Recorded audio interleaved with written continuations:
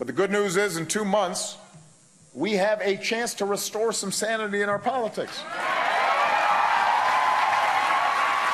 Former U.S. President Barack Obama continues to stump for the Democrats ahead of midterm elections, rallying up a crowd in California yesterday where he repeated his message. It's time for sanity in Washington. Let's go out there and do this thing. Since handing over the White House to Donald Trump, Obama has kept a relatively low profile. It's also unusual for former U.S. presidents to return to the hustings once they leave office. But Obama has made it clear that conventions are off the table and has come out swinging at his successor. We're in an urgent time. We've seen basic norms and principles that have served us well for decades increasingly violated. The biggest threat to our democracy is indifference.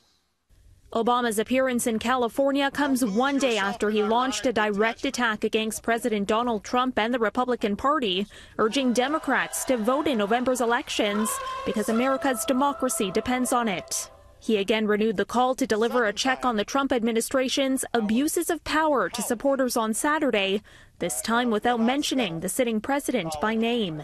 We have the chance to flip the House of Representatives and make sure the real checks and balances in Washington.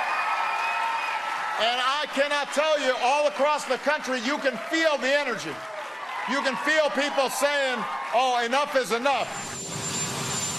In an apparent response to Obama's criticism on the campaign trail, President Trump tweeted a quote from a former Utah Republican representative today in which he misspelled Barack twice. Trump then retweeted the quote with the correct spelling. It reads in part, Barack Obama talked a lot about hope, but Donald Trump delivered the American dream. All the economic indicators, what's happening overseas, Donald Trump has proven to be far more successful than Barack Obama. Rejected the policy. In an interview with Fox News Sunday, U.S. Vice President Mike Pence was more direct in slamming Obama's rhetoric. Well, it was very disappointing to see President Obama break with the tradition of former presidents and become so political and roll out the same tired arguments that he and liberals have made over the last 8 years.